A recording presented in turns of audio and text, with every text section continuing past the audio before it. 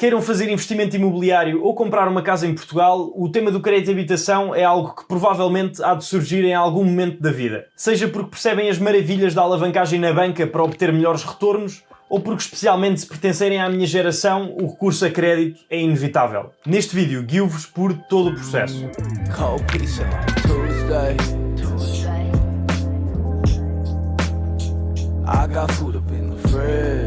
A compra de um imóvel, a não ser que consigam despender de muito dinheiro a pronto, está regularmente associado a um financiamento bancário. Isto significa que vamos ter de recorrer à prestação de um serviço, que é a disponibilização de capital de forma faseada por parte de um terceiro, um banco, que naturalmente vai ter custos. Falo-vos de bancos porque, ao contrário daquilo que existe em países como os Estados Unidos, cá não temos grande escolha a nível de possibilidades de crédito. Ao passo que lá, se as pessoas tiverem um bom histórico de crédito e um trabalho estável, conseguem obter 97% de financiamento, por exemplo, através de entidades patrocinadas pelo governo, ou a classe média que, através dos mais variados programas de vários ministérios, consegue aliviar os requisitos para um empréstimo. Enfim, existem FHA Loans, USDA Home Loans, VA Loans, Non-Conforming Mortgage Loans, loans para tudo e mais alguma coisa. Cá em Portugal não temos credit scores, então podemos pedir o número de créditos à habitação que nos apetecer, desde que cumpramos com os limites de taxa de esforço estabelecidos pelo Banco de Portugal e que tenhamos o dinheiro para pagar as entradas e os impostos. Ou seja, para uma aquisição destinada à habitação própria permanente, estamos limitados a 90% de financiamento, portanto vamos sempre precisar de 10% mais impostos no mínimo, a 50% do rácio entre o montante de todas as prestações dos nossos créditos e os nossos rendimentos, apesar de não ser muito responsável ultrapassar os 35%, 40%, e a 40 anos de maturidade total do empréstimo, sendo que em 2022 o objetivo é que este número vá gradualmente diminuindo para os 30 anos. Falei sobre tudo isto em mais detalhe num vídeo passado que gravei sobre como comparar e analisar propostas de crédito que podem e devem ir ver depois. Neste vídeo falo-vos da história do crédito da minha primeira compra e de todos os detalhes inerentes a um processo normal. Mas antes peço-vos que me sigam pelo Instagram, que é onde podem acompanhar o meu dia-a-dia, contribuir com opiniões para estes vídeos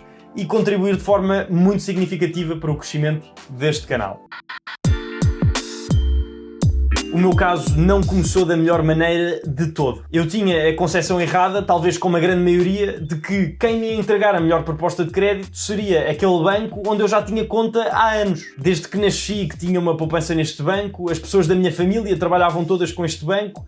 O meu primeiro cartão de débito foi deste banco. Erro gigante, foi talvez o que mais me prejudicou, mas ainda bem porque finalmente o larguei. Se virem o meu vídeo sobre a compra relativa ao meu primeiro investimento, percebem que eu estava numa situação em que não convinha nada estar eternamente à espera e ter do outro lado alguém que não tinha iniciativa nenhuma. Parecia que o meu processo só avançava quando eu dizia alguma coisa. Isto depois de, antes de sequer ter pensado na compra, me ter dirigido à diretora da agência e lhe ter perguntado se ela achava que conseguíamos fazer as coisas rápido e me ter garantido que em 2 semanas o processo estava despechado. Obviamente, isso não aconteceu. A meio de maio recebi a minha primeira simulação e só no final de junho é que finalmente me dizem que não têm interesse em financiar-me. Então fiz-me à pista e fui sozinho em busca de outras propostas a outros bancos. Fiz 1, 2, 3, 4, 5 simulações em 5 bancos diferentes e a conclusão a que cheguei foi que nenhum deles me estava a oferecer as condições mais competitivas que podiam dar. Decidi então recorrer a um intermediário de crédito, que é literalmente aquilo que eu recomendava sempre aos meus clientes, mas que eu, por alguma razão, achava que não ia precisar porque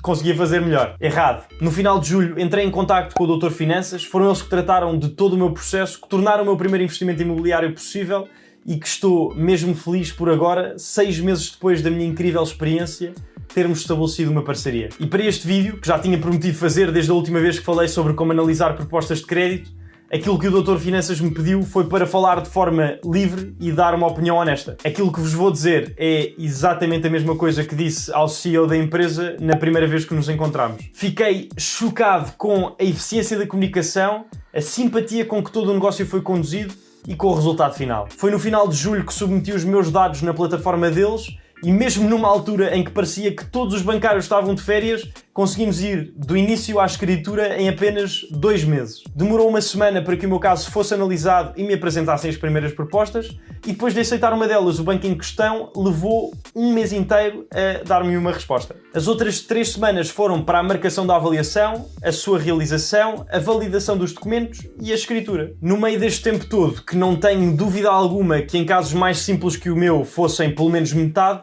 alguém do Doutor Finanças me ligava todas as semanas a dar um update. Senti uma enorme confiança na empresa porque estava em todos os momentos em contacto com um especialista. No início foi uma pessoa que recolheu, organizou e tratou os meus dados. Depois fui encaminhado para alguém que só negocia créditos. Quando aceitei uma proposta, o meu processo transitou para um departamento de formalização. Portanto, se há uma lição que eu aprendi com tudo isto, é que recorrer a um intermediário de crédito faz todo o sentido. Apresentaram-me as melhores propostas, com o menor nível de trabalho da minha parte, e não tive de pagar mais por isso. Se estão agora num processo de compra de casa e à procura de simulações, falem com o Doutor Finanças através do primeiro link na descrição deste vídeo. É a melhor decisão que vão tomar e vão indicar-lhes também que esta parceria faz sentido. Tudo começa, claro, com a obtenção dos documentos necessários para que os bancos possam avaliar a nossa situação. Vamos ter de arranjar o nosso mapa de responsabilidades, a declaração de IRS do ano anterior e a sua respectiva nota de liquidação, os últimos 3 recibos de vencimento e o documento de identificação. No caso dos prestadores de serviços, costumam pedir, em vez dos 3 últimos recibos, os 6 e a declaração de início de atividade. O banco, para proceder com a chamada pré-aprovação, leva a cabo uma avaliação da solvabilidade do mutuário feita pelo seu departamento de análise de risco. No fundo, querem perceber qual é a probabilidade de a pessoa que está interessada em contrair o empréstimo não cumprir com as responsabilidades e perceber se esse risco vale a pena ou não mediante a situação atual do banco. Nesta análise vão ter em conta as despesas e os rendimentos do consumidor, dando especial atenção a tudo aquilo que é de caráter regular, e enquadrar os encargos associados ao contrato de crédito em questão na situação particular da pessoa para aferir se é ou não é viável a aprovação. Esta avaliação não se deve basear numa expectativa de um aumento,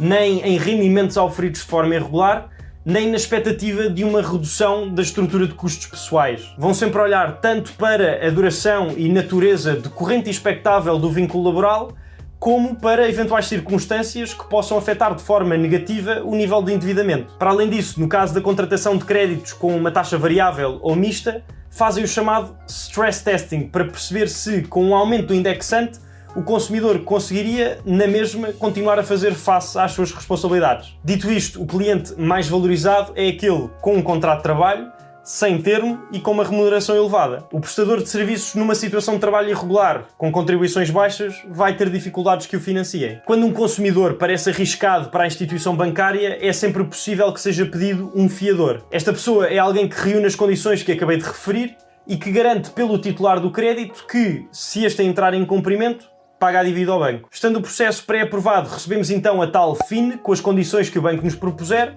e nós decidimos se aceitamos ou não. Aceitando, podemos começar então com o processo de abertura de conta e agora vão-nos pedir a documentação do imóvel em vista, nomeadamente a caderneta predial urbana e a certidão permanente do registro predial. Depois de estar tudo tratado, avança-se para a marcação da avaliação bancária, que é uma fase imprescindível do processo, uma vez que a grande maioria dos bancos, para a habitação própria e permanente, financia o menor de 2 valores, ou 90% do valor da aquisição ou 85% do valor da avaliação. Se eu quiser 90% de financiamento numa aquisição de 100 mil euros, o imóvel tem de ser avaliado em quase 106 mil euros. A duração desta marcação demora por volta de 2 dias e depois a rapidez da coisa é ditada pela disponibilidade do avaliador, do cliente e do proprietário para se deslocarem ao imóvel. O relatório é disponibilizado normalmente também em 48 horas. Em conjunto com o relatório vem também a carta final por parte do banco, que reflete todas as condições mencionadas na pré-aprovação, mas agora com os valores em concreto. Assim que a recebemos, temos de esperar no mínimo 7 dias, que é o período de reflexão. Passado este tempo, aceitamos a proposta e avançamos com o pedido da marcação da escritura. Para isso vão-nos ser pedidos mais documentos, entre as quais a identificação dos vendedores, a licença de utilização, se esta já não estiver verbada, na certidão permanente do registro predial, a ficha técnica de habitação, se a licença de utilização tiver sido emitida depois de 2004, e o certificado energético. Se tiver existido um contrato de promessa de compra e venda, vão precisar disso também, e do comprovativo do pagamento do sinal. Depois, a nível de timings e de como se procede em específico, depende da modalidade com que cada banco nessa altura está a trabalhar.